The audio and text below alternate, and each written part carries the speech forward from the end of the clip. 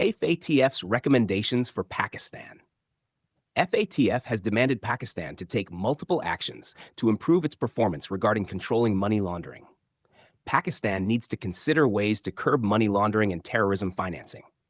Some of the recommendations include show that terrorism financing risks are properly identified and assessed, and that supervision is applied on a risk-sensitive basis. Show that remedial action and sanctions are applied in cases of money laundering and terrorism financing, and that financial institutions, like banks, are complying with this action.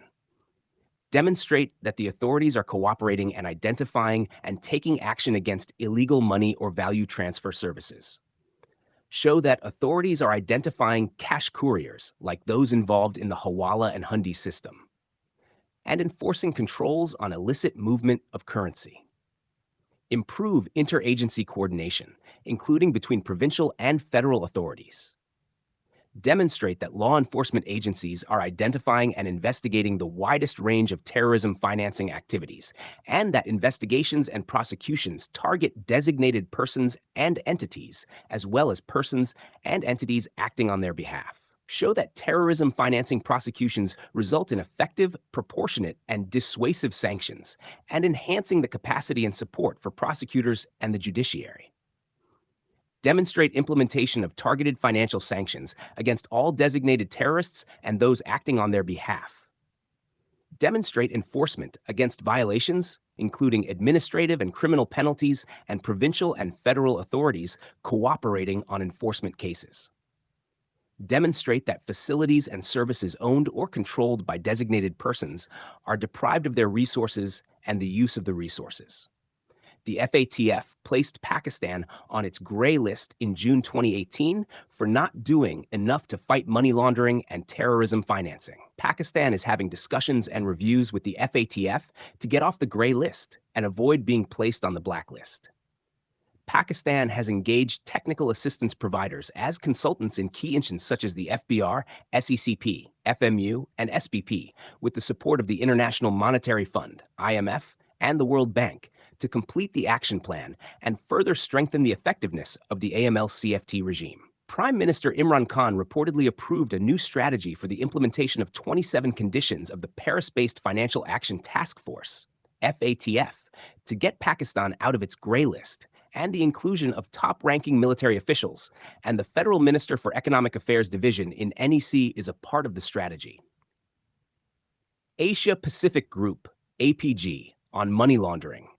Pakistan is a member of the Asia-Pacific Group on Money Laundering. The purpose of the Asia-Pacific Group on Money Laundering, APG, is to ensure the adoption, implementation, and enforcement of internationally accepted anti-money laundering and counter-terrorist financing standards as set out in the FATF 40 recommendations and FATF 8 special recommendations. The effort includes assisting countries and territories of the region in enacting laws to deal with the proceeds of crime, mutual legal assistance, confiscation, forfeiture, and extradition, providing guidance in setting up systems for reporting and investigating suspicious transactions, and helping in the establishment of financial intelligence units. The APG also enables regional factors to be taken into account in the implementation of anti-money laundering measures.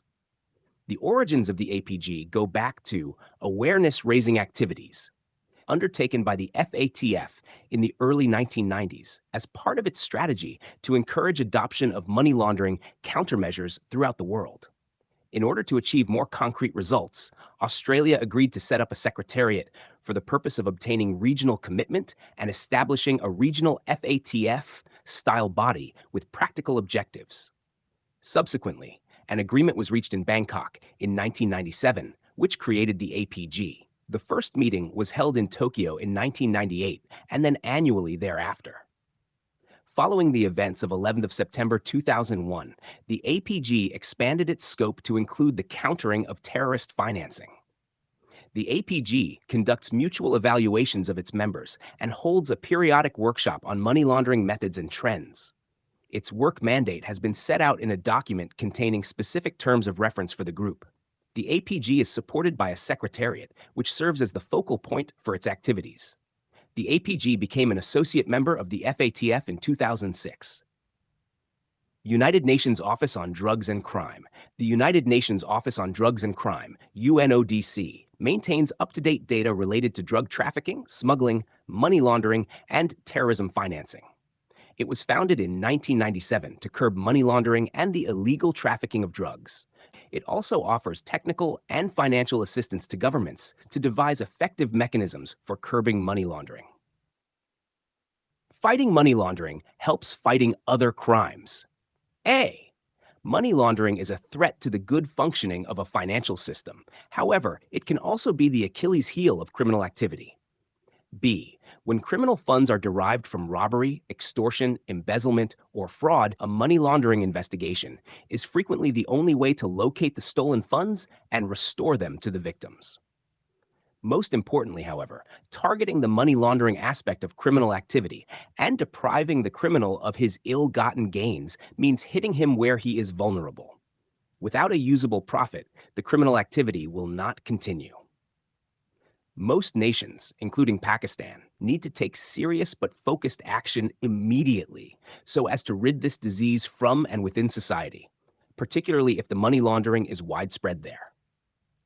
It is also notable to mention here that the curbing of money laundering will also cause a demise in other relevant criminal activities. For instance, drug trafficking, smuggling, and the financing of terrorism, because all of these crimes are financed by money laundering activities.